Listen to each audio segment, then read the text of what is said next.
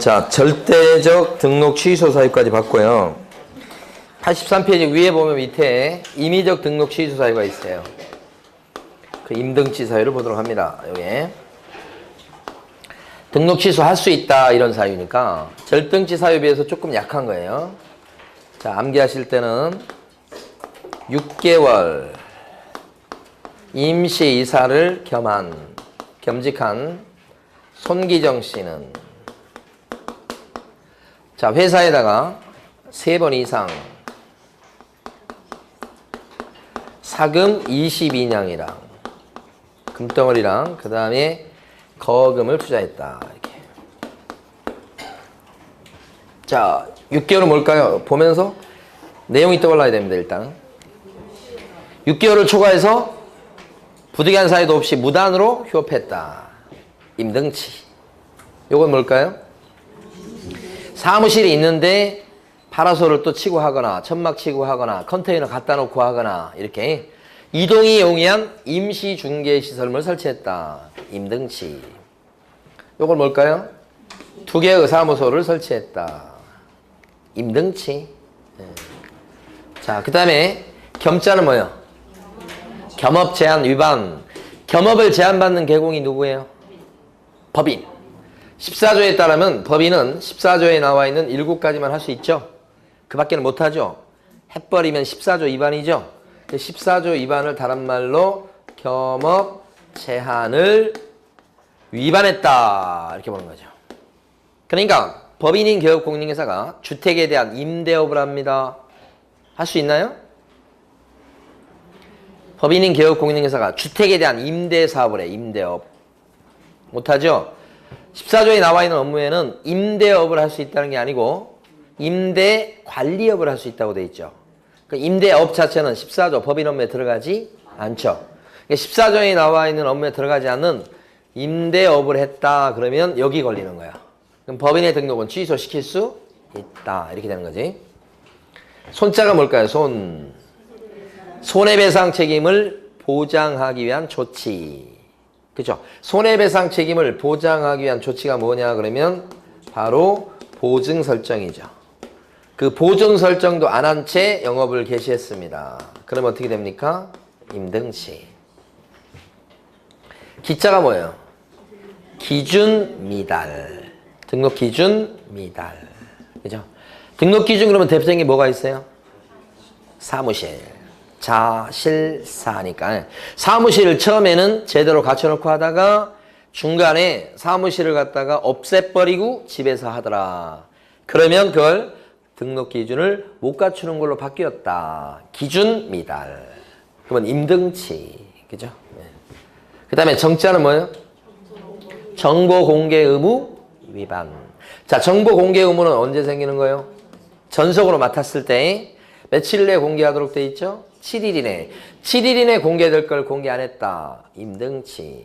자, 근데 전속 중개 의뢰 받았다고 100% 중개 대상물에 관한 정보를 공개해야만 합니까? 예외가 있죠. 의뢰인이 비공개 요청하면 공개해서는 안 된다. 근데도 비공개 요청을 받고도 공개해버렸다. 그러면 요거 두 번째 게 그것도 정보 공개 의무 위반이야. 7일 내에 공개하라고 그랬더니 안 했다. 공개하지 말라고 그랬더니 공개해버렸다. 다 여기 들어가는 거. 임등치. 그 다음에 3회 이상 업무정지 또는 과태료를 받고, 그죠? 다시 업무정지 또는 과태료 받을 행위를 한 번 더 저질렀다. 이번에 한 짓은 영업정지 받을 짓 아니면 과태료 받을 짓에 불과하지만 그 전에 전과 기록이 3번 이상 누적된 게 있죠? 이것 대신에 등록이 취소당할 수도 있다. 그러니까 3번 이상이다. 다시 한 번 더 저질렀으니까 저지른 것까지 치면 누적 횟수가 최소한 몇 번입니까? 4번. 그러면 임등치. 4번, 5번 이렇게 임등치. 그러니까 업무정지 한 번에, 과태료 2번에 다시 업무정지 받을 짓을 했다. 이렇게 되면 최근 1년 이내 요 저지른 것까지 쳤을 때 벌어진 일이라면 이때는 영업정지 대신에 뭘로 제재를 가할 수 있어요? 더 무거운 임등치. 임등치 사유가 되죠? 몇 번입니까? 4번 되죠. 그럼 이것 대신에 이거 한다고 등록 취소를 해버린다고 이것 대신에. 자, 과태료 받고 과태료 받고 과태료 받고 다시 과태료 받을 짓을 했습니다. 이렇게. 이때도 어떤 사유가 됩니까? 임등치. 세기만 하면 돼요. 세기만 하면 되는 거예요. 4번, 5번, 6번, 세기만 한다고. 복잡하게 생각하지 말고 세. 예. 4번이죠. 임등치. 자, 그 다음에 업무정지 받고 과태료 받고 다시 과태료 받을 짓을 했습니다. 이렇게 되면 임등치지. 4번이잖아. 4번. 임등치예요. 업무정지 받고 과태료 받고 업무정지 받고 다시 업무정지 받을 짓을 했습니다. 그러면 이건 절등치지. 이것만큼은 4번이긴 한데 삼진아웃죄 걸리죠. 그럼 이거 대신에 뭐예요? 등록을 반드시 취소시켜야 된다. 아시겠죠? 그래서 4번 이상이면 임등치. 자, 이게 뭐냐면 사업자 단체 금지행위예요. 여기서 얘기한 사업자 단체는 지역에 있는 부동산 중개업소 사장님들의 모임이에요. 지역 모임. 그걸 사업자 단체라고 표현해요. 거기서 금지행위 저질렀어요. 여기서 얘기한 금지행위가 7가지 금지행위가 아니에요. 요것은 독점규제법에 나오는 금지행위인데 그게 담합이 대표적이에요.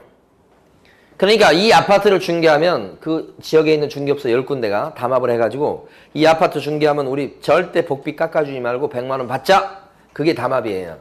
근데 그 100만 원이 법정 한도가 120이라면 법정 한도를 지킨 거잖아요. 그럼 중개사법상으로는 금지행위가 아니야. 근데 독점규제법상의 금지행위예요. 담합을 해서 그런 거예요. 법정 한도를 지켰더라도. 그러면 이것과 관련해서는 공정거래위원회에서는 시정조치, 과징금 이거 부과하고요. 그렇죠? 근데 이제 구청, 등록관청에서는 별도로 공정거래위원회에서 통보합니다. 과징금 매겼다고, 시정명령 내렸다고. 그러면 그 통보를 받고 구청에서는 뭐예요? 그 횟수가 과징금이나 시정명령 받은 게 최근 2년 이내 2번 이상이다. 이렇게 되면 어떻게 돼요? 임등치죠. 그러니까 이때는 과징금이나 시정명령은 공정위에서 때리고 공정거래위원회. 그 다음에 등록 취소는 누가 때려요? 등록관청이. 2군데서 얻어맞죠? 2군데서 얻어맞을 수 있어요. 무슨 잘못했는데? 담합. 실제로 이거 많이 벌어집니다. 사실은. 지역에 있는 중개업소 사장님들이 어떤 거 하죠? 우리 저쪽하고 저 사람 빼버리자 우리. 왕따. 다 여기 걸리는 거예요. 그럼 이제 그게 적발돼가지고 제대로 돼가지고 제재를 받으면 과징금이나 시정명령이 나올 수 있어요. 그걸 적발을 제대로 안 해서 그런 거지. 그 과징금, 시정명령 받았는데 그게 2번 이상이야. 그럼 어떻게 해요? 구청에서는, 등록관청에서는 등록 취소 때릴 수도 있다. 그 얘기야. 그 다음에 거자가 뭐예요? 아까도 했는데. 거짓기재하고 이중계약서 작성이죠? 이때는 임등치. 중요하다고 그랬어요. 금자가 뭐예요? 금지행위. 7가지 금지행위잖아요. 이랬을 때도 뭐예요? 임등치. 자, 질문들 해봐요. 개업 공인중개사가 법정 한도를 초과해서 보수를 갖다가 많이 받은 경우 등록관청은 그 개업 공인중개사의 등록을 취소하여야 한다. 법정 한도를 초과해서 많이 받았을 때는 등록관청이 등록을 취소하여야 한다. OX. X. 기출문제에 그게 금지행위는 뭐라고요? 절등치가 아니고. 그치. 그래서 절등치냐 임등치냐 구별하는 문제가 한 문제라니까요. 확실하게 매년 나온다니까요. 길을 쓰고 암기하셔야 된다니까요. 여기저기 막 붙여놓고 맨날 보면서 휴대폰에 입력시켜놓고 종이 복사지 그거 들고 다니면서 암기하고 식사하면서 물어보고 소화 안 되게.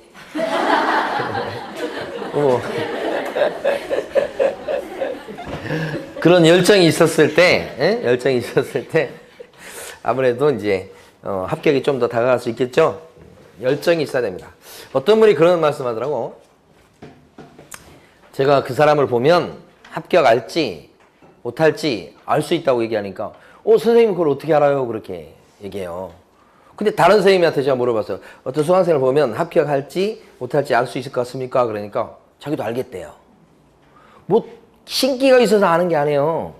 그냥 오랜 경험상 눈빛이라든지 태도라든지 이런 데서 열정이 있는지 없는지가 묻어나요.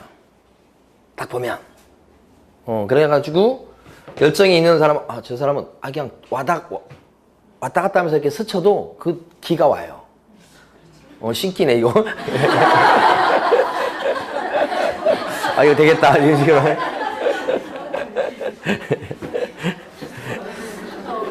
그런 열정이 느껴져요. 열정이. 누구든지 알 수 있어요. 그렇게 열심히 하는 사람이 합격하는 거죠. 근데 뭐 아이고 저것도 어렵고 이건 따가지고 이거 써먹을 수 있으려나. 부담스럽네. 우리 남편이 따오라고 그랬는데 이렇게 걱정만 막 눈에 막 걱정하는 눈빛만 가득 있고 공부하려는 열정이 잘 안 보인다. 그러면 공부하는 데서 좀 한 발 빼고 있는 거예요. 이렇게. 그게 느껴진다니까. 열정적으로 해야 돼요. 자, 그러면 어디 가시는가? 교재에 보시면 84페이지. 업무정지 사유가 나왔습니다. 암기할 필요가 없고요. 거기는 이제 암기 방법을 막 써놓긴 써놨어요. 필요 없고 암기하지 마세요. 자, 그 중에서 네 번째 보시면 고신 명계남 할 때 그 전자 있어. 전자 있죠. 전자 동그라미. 네 번째 칸에 84페이지. 전속중개계약서를 안 썼다. 전속중개계약서를 3년간 보존할 걸 보존 안 했다. 업무정지 사유예요. 전자 중요하고. 그 밑에 가면 임자가 나와요. 임의적 등록 취소 사유라고 되어 있는 거 있죠? 방금 전에 봤던 임의적 등록 취소 사유는 등록 취소 할 수 있겠다니까 안 할 수도 있겠다 이렇게 되는 거고, 안 했을 때는 가벼운 영업정지를 때릴 수도 있겠다. 그죠? 그거요. 그 다음에요. 확자. 별표 하셔야 됩니다. 바로 밑에 확자. 확인설명서에 서명 및 날인을 하지 아니했을 때, 그죠? 개공이, 그 다음에, 서명 및 날인 안 했을 때, 그 다음에 확인설명서를 교부 안 했다, 보존 안 했다, 이거죠? 다시 한번 정리해 볼게요. 너무너무 중요해서. 자. 개업공인중개사가 확인설명을 잘못했다고요. 이 셋째 시간에 또 나옵니다, 이거. 잘못. 그때는 어떤 제재를 받습니까? 개공 500과 확인설명서를 갖다가 교부하지 않았다, 확인설명서를 보존 안 했다, 확인설명서에 도장 안 찍었다 이렇게 나오면 뭐라고요? 지금 나온 것처럼 업무정지라고요. 누구요? 개공 얘기 전부 다. 그때 확인설명 의무할 때 요게 로마자 1번, 로마자 2번 해서 두 개 구별해서 기억하시자고 그랬어요. 그리고 삼각형도 기억나십니까? 이렇게 밑에가 무겁다고 그랬잖아요. 자, 근데 소공일 때 어떻게 됩니까? 소공일 때는 설명을 잘못했다 그랬을 때는 500가가 아니고 자격정지. 아까 자격정지 사유 암기할 때 이소란 사람은 거금을 확인하고 할 때 확자잖아 이게. 요거 자격정지 사유. 그런데 소공은 확인설명서를 교부해야 되거나 보존할 의무가 이런 거 없지요. 다만 유일하게 소속 공인중개사는 도장 찍을 의무가 있을 텐데 이거 안 찍으면 자격정지다. 그죠? 자격정지 사유가 되죠. 이때가 이건 아니고 요거 위에 건 아니고 요것만 되는 거예요. 요것만 중요하다고 그랬잖아요. 이거요. 자, 그 다음에 밑으로 쭉 내려가시면 사금 있어. 사금 보면 개업공인중개사가 어쩌고저쩌고 쭉 나오죠. 이게 사업자 단체가 금쟁이 저지른 겁니다. 사업자 단체가 누구라고 그랬어요? 부동산 사장님들 모임. 그 다음에 금쟁이가요. 7가지 금쟁이 아닙니다. 여기서 얘기한 금쟁이는 담합이다. 근데 여기 사금하고 끝났죠. 이건 뭐냐면 사업자 단체가 금쟁이를 저질러서 시정조치나 과징금을 한 번 받은 거예요. 한 번 받았을 때는 어떤 사유가 되고요? 업무정지. 그런데 아까 암기할 때 사금 22냥이라고 암기했었죠? 2번 이상 받은 거죠? 좀 더 무겁게 뭐예요? 임등치. 2개로 구별하셔야 되겠죠? 한 번 받았다는 식으로 나오면 업무정지. 2번 이상은 임등치. 구별하고요. 제일 마지막 거 2회 이상 나온 거 있죠? 자, 최근 1년 내 2회 이상 업무정지 또는 과태료 처분을 받고 다시 과태료 처분에 해당하는 행위를 했습니다. 이렇게 나왔죠? 그러니까 1년도 안 돼서 예를 들어서 과태료 받고 다시 과태료 받을 짓을 했습니다. 1년 안 돼서. 그러면 어떤 사유가 됩니까? 2번 이상 과태료 받은 전과 기록이 있죠? 그것 때문에 이번에 한 짓은 과태료 받을 짓이지만 누적 횟수가 지금 3번 됐죠? 이것 대신에 뭐요? 업무정지로 제재를 가합니다. 그래서 3번이면 뭐요? 업무정지.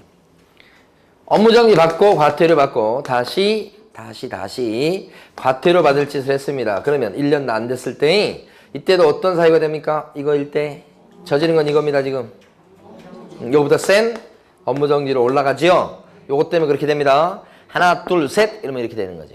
하나 둘 셋. 예? 여기 과태료 받고 이번에 업무정지 받을 짓을 했습니다. 뭐예요?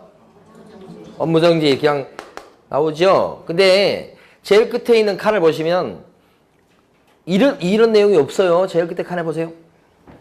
최근 1년 내 이 법에 의해서 2회 이상 업무정지 또는 과태료 처분을 받고 다시 뭘 받았다고 나왔어요 지금? 근데 이건 업무정지잖아요.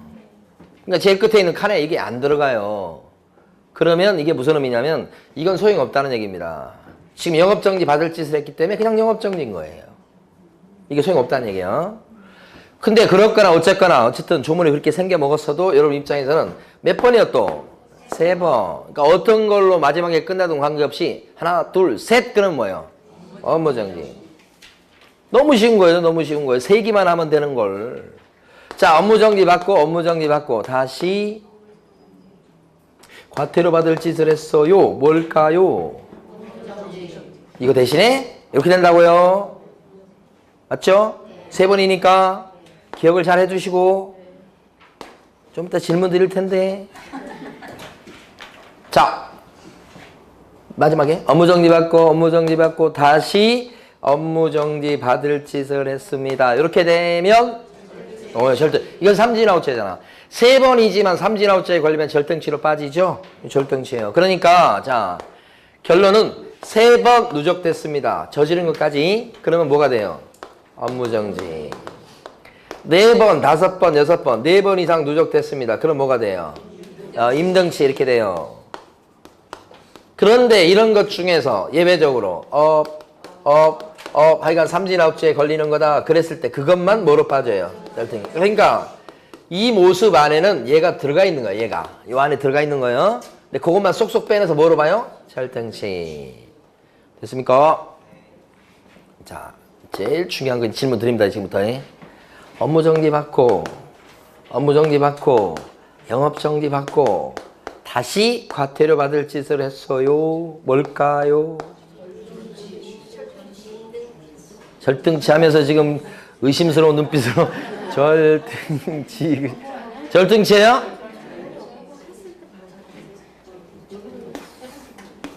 임등치.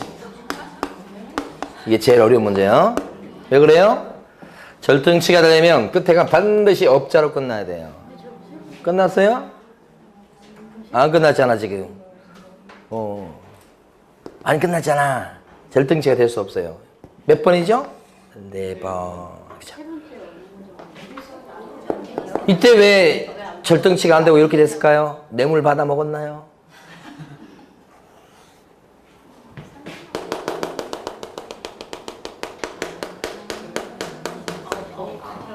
이걸 영업정지 받을 짓을 했으면 절등치야. 여기서 벌써 과태료 받을 짓을 했어. 이거 있기 전에. 그럼 어떻게 해?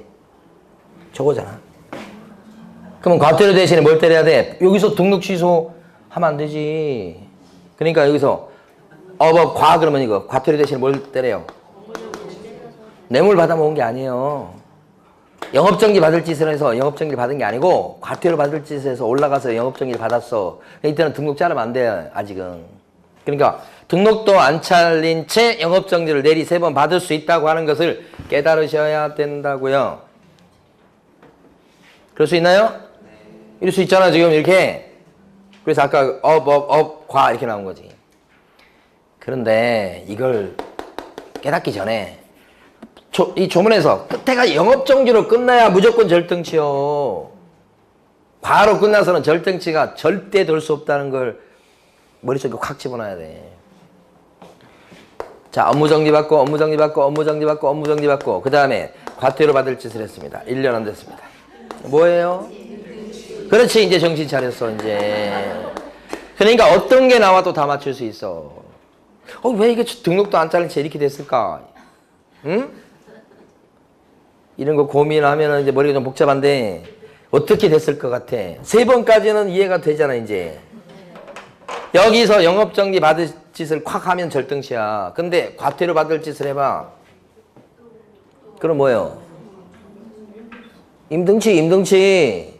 이렇게 되면 임등치라고. 임등치는 등록 취소할 수 있겠다니까 안 할 수도 있겠다. 안 했을 때는 뭐또 가능하다? 업무정지가 가능하지. 그러니까 등록도 안 짜면서 내리 4번 영업정지를 때릴 수도 있는 거예요. 됐습니까? 그러니까 머리가 좀 복잡하죠 지금. 근데 이제 복잡하게 생각하지 말고 3번 그냥 단순하게 하세요. 무슨 이치나 진리를 깨달으려고 하지 말고 3번 그럼 뭐예요? 업무 3번 나오면 하나 둘 셋 업무정지 4번 이상 나오면 근데 그 중에 삼진아웃죄에 걸리는 거 있는가 보셔야 돼. 그 삼진아웃죄는 뭐예요? 끝머리가 뭘로 끝나야 돼? 그게 아니면 절등치가 아니에요. 응? 뭘 깨달으려고 하지 마시라고? 그냥 셋이라고? 하나, 둘, 셋. 하나, 둘, 셋, 넷. 끝에 업으로 끝났는지 이렇게 확인하고. 됐습니다. 제일 어려운 거, 이게 제일 어려운 거. 이게 시험 문제 내면 전국에 있는 수험생 중에 여러분만 맞춰. 아시겠어요? 한번 모의고사 한번 내볼까 생각하고 있어요. 근데 약간 좀 청기를 누설한 것 같기도 하고. 왜요? 왜요? 실전 시험에 나오면 여러분만 맞춰야 되죠. 그래서 모의고사 내가지고 다른 사람이 알게 하면 안 된다는 생각도 좀 있고. 그렇습니다. 제일 어려운 겁니다. 이 중에서. 자, 그 다음에 밑에 가시면 가로 2번에 업무정지의 기준 및 시효라고 돼 있어요. 거기 1번에 시효제도 별표하시고 영업정지 받을 짓을 했네요. 그리고 몇 년이 지나버리면 영업정지를 못 때리게 됩니까? 3년. 시간 지나갔다 이런 거 많이 했잖아 옛날에. 시간 지나갔다. 뭐 거의 관습처럼 돼 있어. 어느 정도 시간 지나버리면 그런 요구 못한다 이런 거 있잖아요. 그래서 소멸시효도 있듯이 여기도 시효가 있습니다. 3년입니다. 그런데 2번에 보면 가로 B번요. 1번에 가로 B번. 자격정지나 등록 취소나 뭐 이런 것들은 시효제도가 없어. 그래서 밑에 있는 당구장 표시 2개가 중요해요. 오히려 업무정지보다 밑에 게 중요해. 등록 취소 받을 짓을 했습니다. 개공이. 그리고 3년이 지났습니다. 3년 지난 뒤에 등록관청이 등록 취소를 갖다 때릴 수 있을까요? 있다.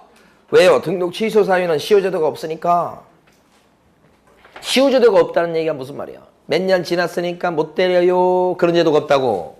그러니까 3년 지났든 5년 지났든 때릴 수가 있다. 출제했던 거예요. 두 번째 당구장 표시는 자격정지예요. 정지는 정지지만 업무정지하고 달라요. 자격정지는 시효제도가 없어요. 제가 수공이에요. 자격정지 받을 짓을 했어요. 근데 3년이 훌쩍 지났어요. 그러면 시도의사가 저한테 자격정지를 때릴 수 있을까 없을까? 3년 지난 뒤에 자격정지를 때릴 수 있다 없다? 있다는 거 있다는 거. 그죠? 너무너무 중요해요. 예상문제 예상문제. 어쨌든 시효제도 1번을 큰 별표하시고 무조건 나온다고 보셔야 돼요. 무조건 한 지문이에요. 그 다음에 2번 분사무소만 광명시에 있는 분사무소만 영업정지를 때릴 수 있을까요? 뗄 수 있다. 광명시에 있는 분사무소만 휴업할 수 있을까요? 된다. 폐업할 수도 있고. 됐습니다. 넘어가시겠습니다. 쭉 넘어가셔서 이제 86페이지. 86페이지 보시면 승계제도가 나옵니다. 승계제도. 승계. 참 이제 그 유전자라고 하는 게 되게 무섭더라고요.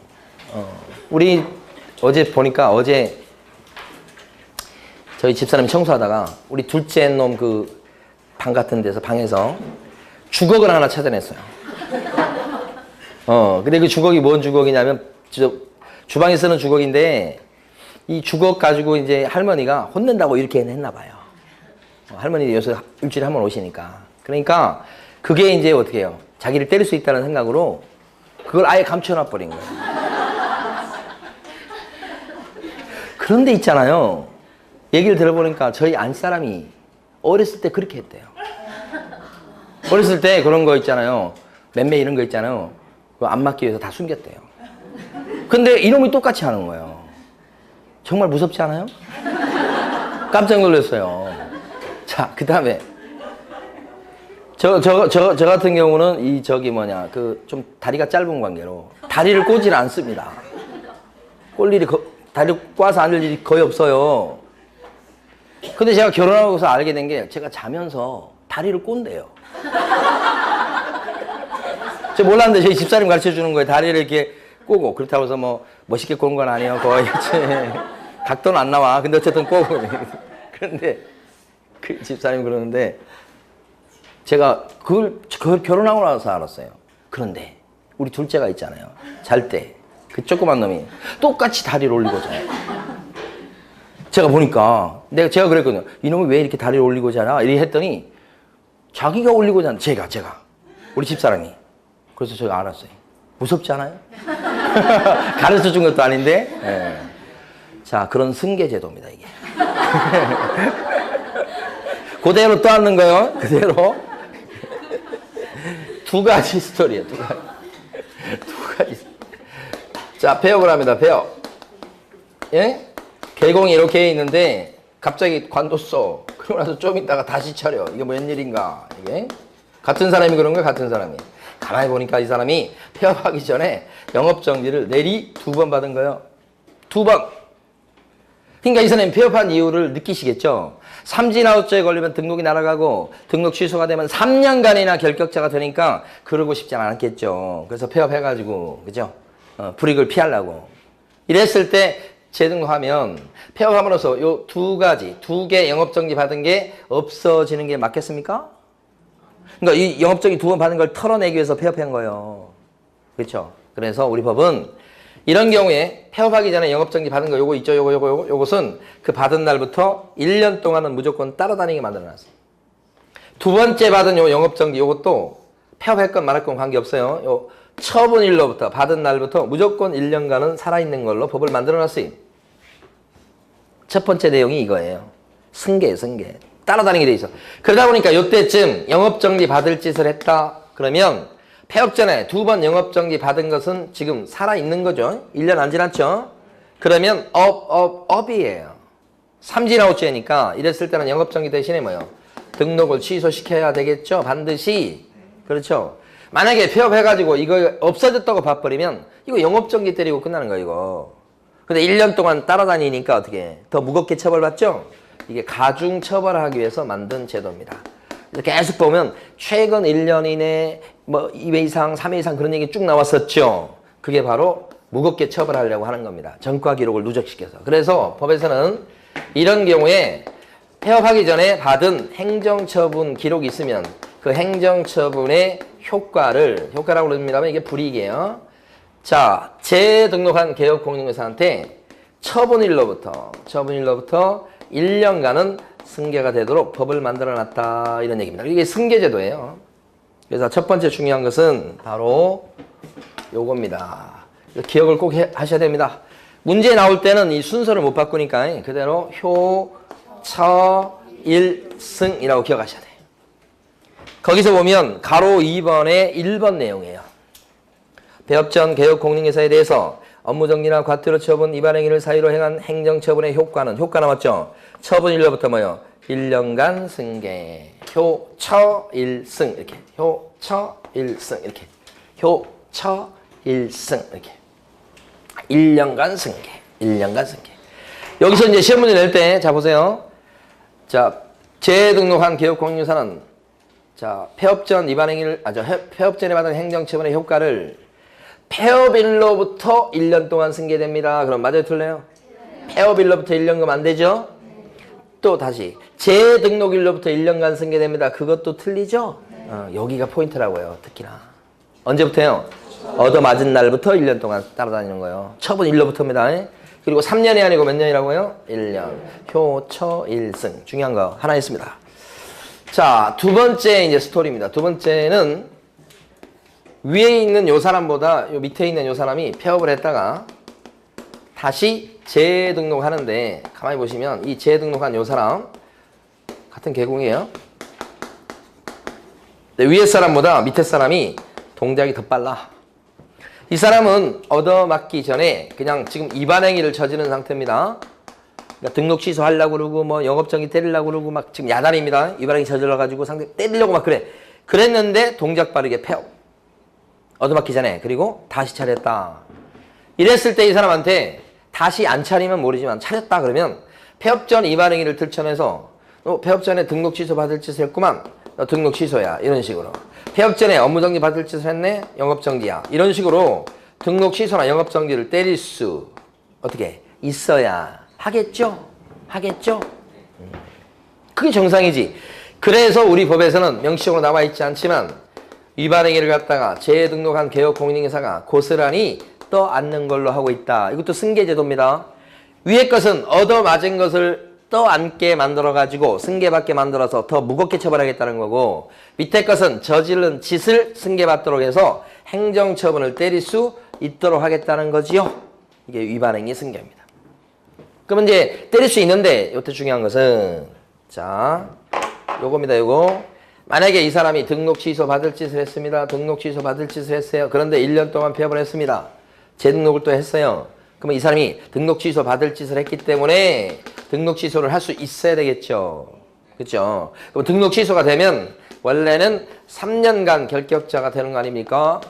그런데 이 사람은 지금 자기가 알아서 1년 동안 영업을 안 했죠. 자발적인 폐업 기간이 있으면 이 사람의 등록 취소에 따른 결격 사유 기간을 정할 때 폐업 기간을 어떻게 해주자고요? 빼주자. 요것이 두 번째 중요한 포인트예요. 그러면 등록 취소를 당했습니다만은 이 사람의 경우는 결격 사유 기간이 몇 년이 됩니까? 2년이죠. 만약에 자발적인 폐업 기간이 2년이면 어떻게 됩니까? 등록 취소에 따른 결격 사유 기간은 1년에 그친다. 이런 거죠. 요 두 번째 결론. 그래서 밑에 보시면 2번에요. 가로 2번의 박스 안에서 2번의 가로 A번을 설명드린 겁니다. 재등록한 개업공인중개사에 대해서 폐업 전 업무정지, 등록 취소의 위반행위에 대해서 행정처분을 때릴 수가 있다. 위반행위를 승계하기 때문에 그렇다. 그래서 당구장 표시 보면 행정처분을 함에 있어서 폐업의 기간과 폐업의 사유 등을 다 고려해야 되겠다. 이것도 두 번 나온 거예요. 폐업의 기간도 고려하고 무엇도 고려해요? 사유까지도 고려한다. 특히 더 나가서 당구장 표시 두 번째, 폐업 전 위반행위로 재등록한 개업공인중개사가 등록 취소 처분을 받았을 때는 그때는 결격 사유 기간을 3년으로 치는 게 아니고 3년에서 그 자발적인 폐업 기간을 뭐예요? 공제한 기간만 결격 사유에 해당되는 기간으로 보게 된다. 그죠? 아주 중요한 겁니다. 자, 그런데 자, 세 번째 이제 여기서는 가만히 보면 이 자발적인 폐업 기간이 1년이어서 그렇습니다. 등록 취소 받을 짓을 했습니다. 근데 한 4년 정도 폐업했다고 해봐요. 그럼 이때는 폐업하지 않고 등록 취소 받을 짓을 했으니까 그 자리에서 등록 취소를 당해도 3년만 지나면 벗어나는 사람입니다. 그렇지 않아요? 근데 자기가 알아서 지금 몇 년 동안 폐업했다고요? 4년. 그럼 이런 경우에는 저 4년 동안 폐업한 사람한테 등록 취소나 이런 거 할 필요가 있을까요? 없어요. 그래서 원칙은 이렇게 때릴 수 있는 게 원칙이지만 예외적으로 자발적인 폐업 기간이 3년 넘어갔습니다. 어차피 그 자리에서 등록 취소 당해도 3년간만 불이익을 당하는 거니까 폐업기간이 3년 초과했다. 그렇게 되면 더 이상 그 사람한테는 등록 취소를 할 필요성을 못 느끼게 되고 장기간 폐업했기 때문에 그러고 자발적인 폐업기간이 1년만 넘어가도 폐업 전 위반행위가 업무정지라고 한다면 더 이상 업무정지를 못 때리게 한다 이 말입니다. 예외적으로 못 때리는 예외가 존재합니다. 이게. 사실 영업정지는 길면 6개월까지 때릴 수 있는 거니까 그걸 그대로 대입하면 이게 6개월이 돼야 됩니다. 근데 우리 법은 6개월이라는 기간이 너무 짧다고 생각해서 1년 넘어가야 못 때리는 걸로 돼 있어요. 그래서 세 번째 중요한 게 나아가서 장기간 폐업하게 되면 행정처분을 못 때리는 수가 나오구나. 그죠? 그래서 등록 취소 같은 경우 몇 년 초과해야 됩니까? 3년. 업무정지는 1년. 어떤 기간이? 폐업 기간이. 그래서 암기하셔야 됩니다. 폐3쉬, 폐일업 이런 식으로 폐3쉬, 폐일업 주문입니다. 주문. 합격의 문이 열리는 주문. 가로 B번에 예외라고 돼 있죠.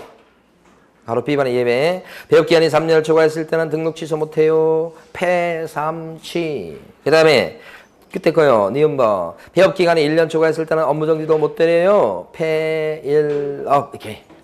지금 세 가지 설명드린 거예요. 그런데 이렇게 하다 보니까 자 됐습니다. 이제 뭐가 문제가 되느냐. 업무정지를 못 때린다는 얘기를 앞에서도 한번 했어요. 그때는 무슨 얘기 했었냐면 영업정지에 해당하는 위반행위를 저지르고 3년이 경과해버리면 시간 지나갔다 해가지고 더 이상 영업정지를 못 때린다고 했었죠. 이게 뭐예요? 시효제도입니다. 그러니까 이게 똑같이 영업정지 못 때려요. 영업정지 못 때려요. 그런데 이건 몇 년이고 1년, 요건 몇 년이고 3년. 시효제도가 3년이잖아 이게. 어떻게 구별됩니까 이게? 앞쪽에 폐업기간 얘기가 있냐 없냐의 차이예요. 그래서 여기서 암기하실 때는 폐일업이라고 하셔야 돼. 여기는요. 폐가 없다니까. 3년 지나면 못 때린다고. 그래서 3업이에요. 근데 3업 그러면 잘 기억이 안 날 수 있으니까 이거 글자를 바꾸자고 그랬습니다. 3합을 뭐요? 못 먹습니다. 그렇게 기억하시라고 했어요. 폐자가 없어요. 3합을 못 먹습니다. 3합이 뭔지 아시죠?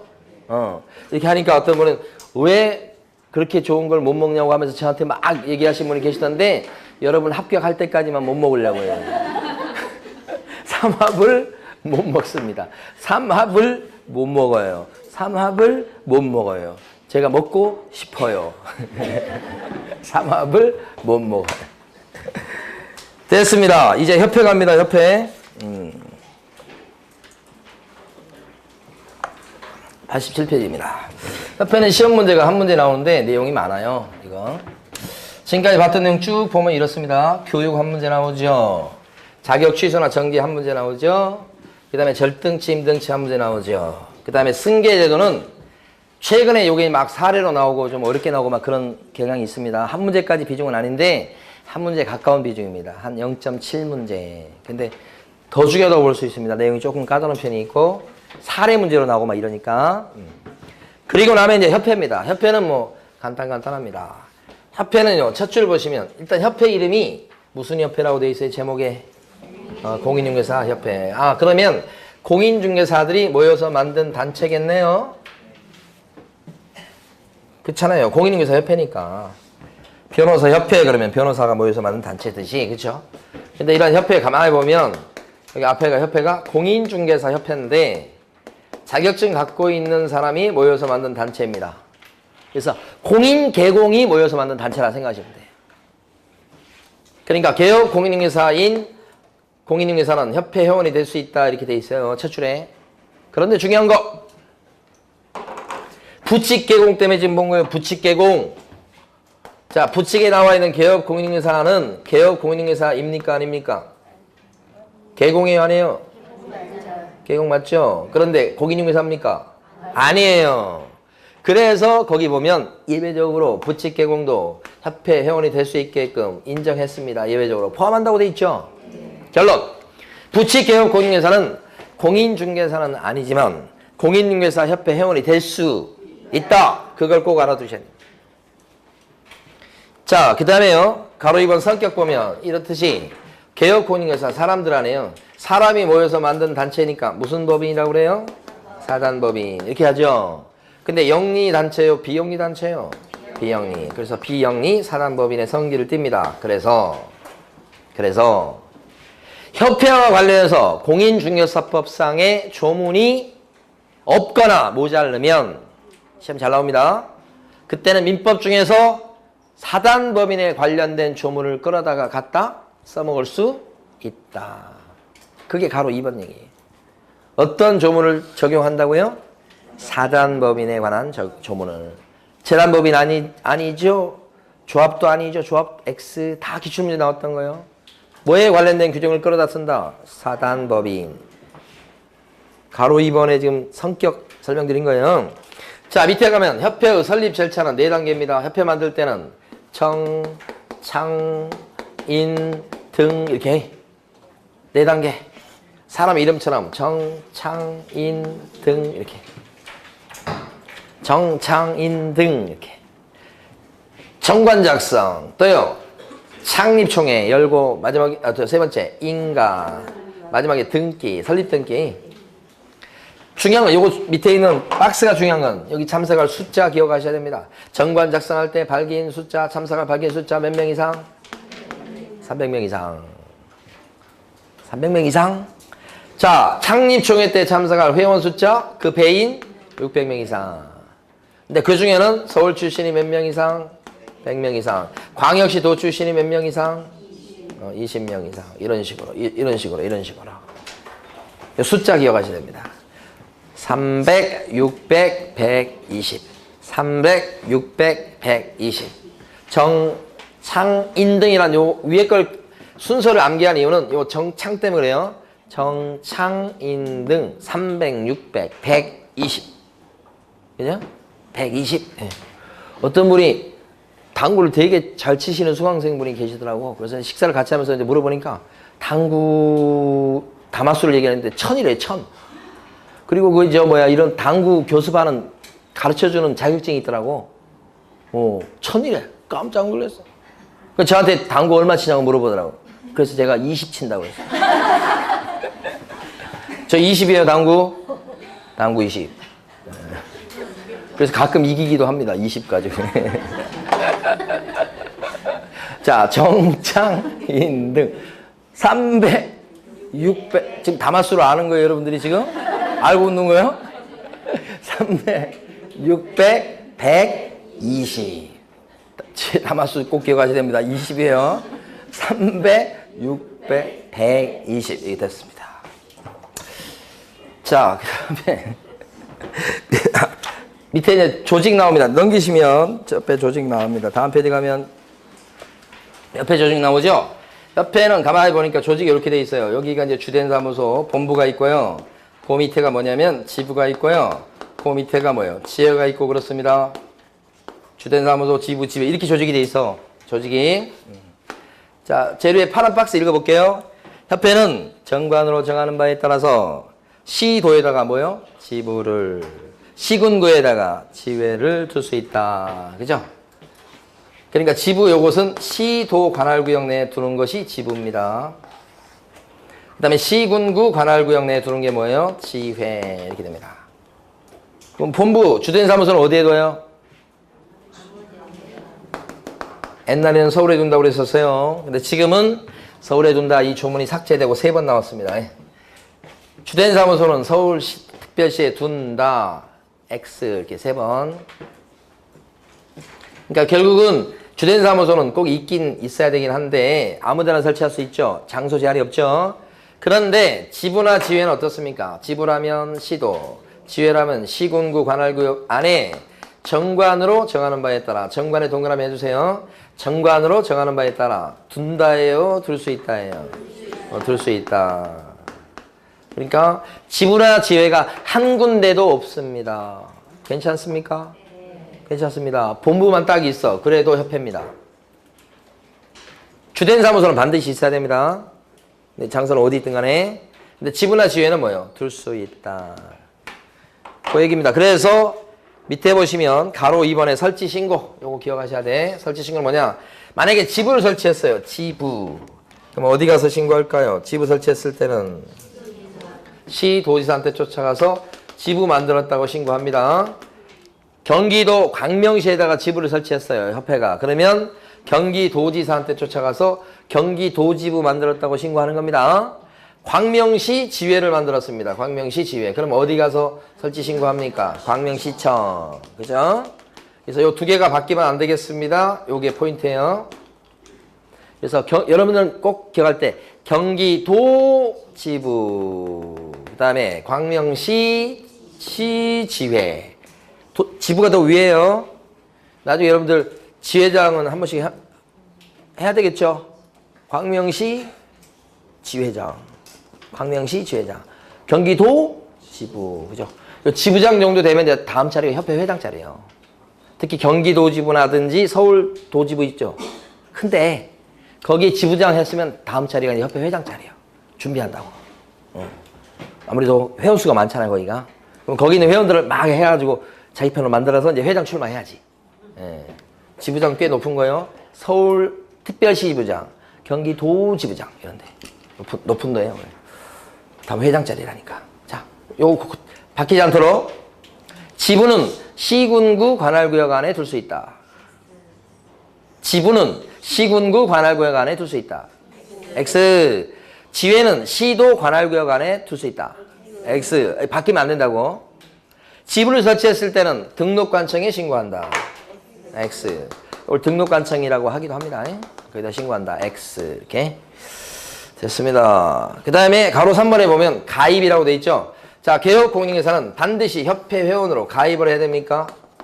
가입할 의무 있습니까? 가로 3번. 가입할 수 있죠? 이미 가입주의다. 안 해도 돼요. 자, 그 다음에 협회 업무 가보십니다. 협회 업무 그러면 협회 업무가 네모 4번 밑에 보면 본래 업무가 있고요. 원래부터 협회 업무로 되어 있는 거 있죠? 본래 업무가 있고 또 한 가지가 뭐냐면 수탁 업무라고 하는 게 있습니다. 원래는 협회 업무가 아닌데 또 맡아서 하는 업무죠? 어떤 게 있습니까? 수탁 업무? 어떤 게 있어요? 대표적인 거 실무교육 같은 거죠? 그냥 교육 그러시면 안 됩니다. 실무교육 또요. 연수교육 또요. 지금 이런 각종 교육이 여기 들어갑니다. 그 다음에 뭐 또 있냐면 시험 보는 것도 있어요. 자, 시험 시행 이런 것들도 다 수탁 업무. 자, 원래 여기 나와 있는 실무교육과 연수교육은 누가 할 일인데요? 시도지사의 업무죠. 근데 이게 협회에다 더 넘길 수 있죠. 여기 나와 있는 직무교육은 누구의 업무인데요? 시도지사 또는 등록관청의 업무인데 떠넘길 수 있죠. 등등등 이렇게. 자, 근데 본래 업무 여기를 잘 보셔야 돼. 자, 본래 업무와 관련해서 거기 3번에 보면 본래 업무 3번에 보면 뭐가 나오냐면 자, 거기 회원의 자질 향상을 위한 뭐가 나옵니까? 지도. 본래 업무입니다, 이거. 그 다음에 그 옆에 뭐가 나옵니까? 교육. 이 교육이 이거하고 달라요. 요게 풍수교육 이런 겁니다. 경매교육 이런 겁니다, 이게. 교육이라고 하는 게. 재개발, 재건축 교육 이런 겁니다. 상가교육 이런 겁니다. 예? 이게 교육이. 그러니까 요거하고 틀려요, 의미가. 교육 이렇게만 딱 나오면 본래 업무입니까? 수탁 업무입니까? 교육 이렇게 나오면 본래 업무라고 하셔야 돼. 실무교육 이렇게 나오면 수탁 업무. 의미가 틀리다고. 뒤에 연수 있죠, 연수. 연수 먼저 현장 교육 시키고 뭐 이런 거 연수. 연수 교육이 아니에요. 이게 그냥 연수예요, 연수. 연수라고 나오면 본래 업무예요, 수탁 업무예요? 본래 업무. 어려워요, 3번. 여기 수탁 업무 아니에요, 요거. 그 다음에 5번. 부동산 정보 제공이다. 이렇게 나오죠. 자, 부동산 정보 제공은 가만히 보시면 요것은 본래 업무다. 아니면 수탁 업무다. 본래 업무를 다른 말로 고유 업무라고 하기도 합니다. 본래 업무에 들어갑니다. 협회가 그래서 한방이라는 사이트를 운영하고 있잖아요. 그 이유는 근거는 뭐예요? 부동산 매물 정보 제공하는 것을 협회가 업무로 할 수가 있으니까 그렇죠? 네, 됐어요. 그 다음에 6번에 보시면 밑줄을 그어진 6번 보시면 협회 본래 업무 중에 제일 중요한 업무가 뭐예요? 공제사업. 그죠? 협회 가면 공제팀, 보상팀 이런 거 있어요. 규모가 제일 커요. 그러면 이런 공제사업은 협회의 본래 업무입니까? 수탁 업무입니까? 본래 업무에 들어간다. 협회 본래 업무에 들어갑니다. 본래 업무. 그런데 이것은 영리사업입니까? 비영리사업입니까? 비영리사업이다. 그쵸? 끝까지 우기셔야 됩니다. 비영리사업이라고. 협회가 사실은 돈벌이 제일 많이 하는 게 이거예요. 근데 이거 수익사업이지. 돈을 벌어서 뭐예요? 그걸 축적하겠다는 뜻이 아니죠. 돈 벌어서 활동비 같은 거 쓰겠다는 의미니까 수익사업이라고 그러지. 어쨌든 비영리입니다. 네, 이거 조심하시고. 됐습니다. 오른쪽에 가면 이제 공제사업 나옵니다. 공제사업. 앞부분까지 보고 쉬겠습니다. 자, 가로 2번 보십니다. 가로 2번. 가로 2번에 보면 공제사업 하려면 반드시 필요한 게 뭘까요? 공제 규정입니다. 공제 규정이 다른 말로 뭐예요? 약관. 공제사업 하려면 약관이 필요합니다. 이 공제 규정은 누가 만들어요? 공제 약관은 누가 만들어요? 지금 가로 2번 보고 있는데 공제 규정은 누가 만들겠어요? 협회가 만듭니다. 스스로. 만드는 사람은 협회죠. 그러면 협회는 자기가 공제 규정을 만드니까 자기한테 유리하게 만들고 회원인 개업 공인인회사한테 불리하게 만들 가능성이 거의 99%죠. 그래서 뭐요? 승인을 받으라, 검사 맡으라 그러죠. 이때 승인은 누가 검사 맡아주는 거예요? 국장이죠. 그래서 국토교통부 장관에 뭘 얻으라고요? 승인. 인가 아닙니다. 공제 규정은 인가 받는 게 아니고 뭘 받는다고요? 승인. 승인의 동그라미. 인가로 바꿔서 낼 수 있어요. 그러면서 밑에 보면 책임준비금 얘기가 나옵니다. 공제사업과 관련해서 책임준비금을 적립하는 게 필요하다. 공제로 들어온 수입을 다 그냥 채권 투자하고 막 투자해버리면 막상 사고 났을 때 지급할 돈이 없을 수 있죠. 그거 대비해서 책임준비금을 적립을 하게 합니다. 근데 법에서는 그 적립 비율이 나와 있죠. 그 책임준비금의 적립 비율이 몇 프로나 됩니까?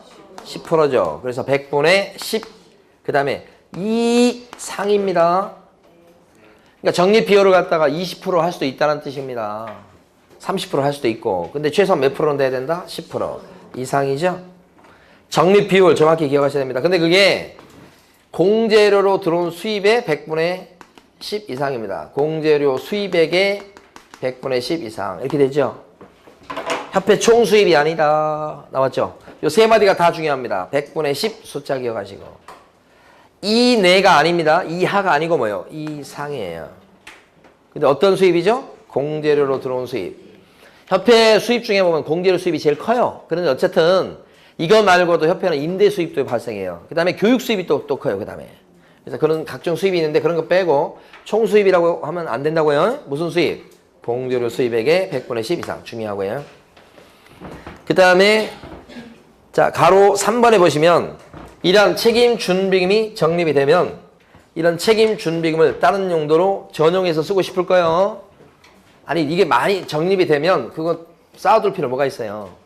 그래서 책임준비금이 적립돼 있다 그러면 이 책임준비금을 다른 용도로 적립된 것을 전용할 필요가 있겠죠. 전용할 때는 이걸 갖다가 그냥 아무렇게나 아무 그냥 제재 규제 받는 게 없이 그냥 무조건 전용할 수 있다고 하면 여기서 비리가 생기는 거예요. 그걸 빼먹는다고요. 다른 목적에서 이거 씁니다 해서 돈 빼서 뭐 이렇게. 그러니까 이 전용할 때는 반드시 뭐요? 누구의 승인을 받아라? 국장의 승인 받으시오. 회장의 비리들이 여기서 많이 생겼어요. 그래서 누구의 승인을 받아라? 국장의 승인을 받아라. 큰 돈이 움직이거든요, 이거. 협회 회장한테 와서 같이 사업해보자고 쫓아오는 사람 많아요. 그 협회 회장은 만약 그거 괜찮다 싶으면 협회가 그런 사업할 수 있게끔 업무를 추진하겠지. 그럼 협회 회장은 뭐예요? 뭐 없냐 이럴 수 있잖아. 나한테 뭐 좀 남는 게 없냐. 그러면 협회 회장 그 사업을 하게끔 이렇게 추진을 하고 리베이트를 받거나 그럴 수 있잖아요. 그럼 뭐 각종 비리가 생길 수 있잖아요. 그런 데서. 그러면 그 사업할 때 돈이 필요하죠. 그 이런 걸 가지고 이제 또 거기도 끌어서 해서 그 중에 또 일부를 또 리베이트로 받고. 실제 그랬다는 뜻이 아니고 그러지 않을까라고 상상해 본단 말이야. 그래서 뭘 받으라고요? 승인. 이렇게 하니까 승인이란 말이 두 번 나왔네. 그래서 요 말을 기억하시라고. 공책 뭐요? 승인이다. 승인 받으시오 이렇게 돼 있죠? 공책 승인. 공이 뭘까요?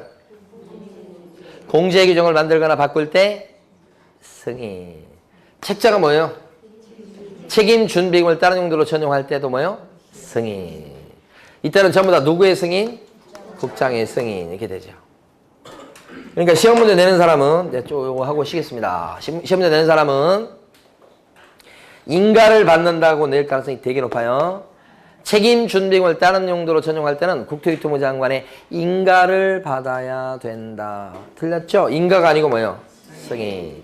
인가는 어느 때 나오죠? 설립할 때. 설립인가라고 그러죠? 정창인 등 인가. 거기만 나옵니다. 인가가 유일하게. 그 다음에 여기 승인 받을 때 누구의 승인이 필요해요? 승인 그럼 100% 국장입니다. 그런데 출제하는 사람은 금융, 감독, 원장의 승인을 받으시오. 이렇게 낼 가능성이 있죠. 금감 원장의 승인을 받습니다. 받아야 됩니다. 그러면 X. 금감 원장 아니고 누구? 국장. 승인 그러면 다 국장이에요. 그래서 공책 승인 기억하시고. 그런데 밑에 가시면 가로 4번까지 볼 텐데 가로 4번에 2번에 지급 여력 비율이라고 나옵니까? 네, 그거 봅니다. 지급 여력 비율이라고. 여력은 집안이 빵빵해야 여력이 있는 거죠? 여력 비율이다. 집안이 빵빵해요. 이렇게. 여력 비율. 빵빵해야 돼도 여러 개, 응. 빵빵. 이렇게. 우리 대학교 다닐 때 우리 후배 놈인데 대학 다니면서 결혼했어요. 사고를 쳤나 어쨌든 모르겠나 이가. 대학 다니면서 결혼했는데 그 집 그러니까 결혼한 여자도 같은 과 후배예요. 근데 그 집이 그렇게 잘 살아. 법조계 집안이야. 그러니까 그냥 이쪽 여자 집에서 다 생활비를 다 대줘. 이쪽 남자 그 후배는 잘 못 살아. 시골에서 올라왔고 뭐 그런데 여자 쪽이 막 집안이 빵빵하니까 막 다 대줘. 그리고 매달 생활비를 몇 백씩 줘. 그리고 고시 공부하라고. 근데 이 후배 두 배 다 후배지만 그 후배 두 놈이라고 그래야 되나? 우리 학교 다닐 때 한참 스타크래프트가 유행했어. 대학교 다닐 때. 아이 맨날 그 스타크래프트 한다고 둘이 결혼을 한 뒤에요. 공부하는 그 와중에 집에서 막 돈 받아가면서 하는데 대학 다니면서 스타크래프트에 미쳐갖고 둘이 부부가 그렇게 할 수 있는 이유는 뭐예요? 집안이 빵빵해서 이렇게. 그렇지 않고 막 생활비가 없어 막 고시원비도 못 내. 그런데 어떻게 그렇게 할 수 있겠어요? 못하지. 집안이 빵빵해야 되는 건 사실 빵빵. 여력 비율을 그러면 뭐예요? 빵빵 기억하시고. 자 쉬겠습니다.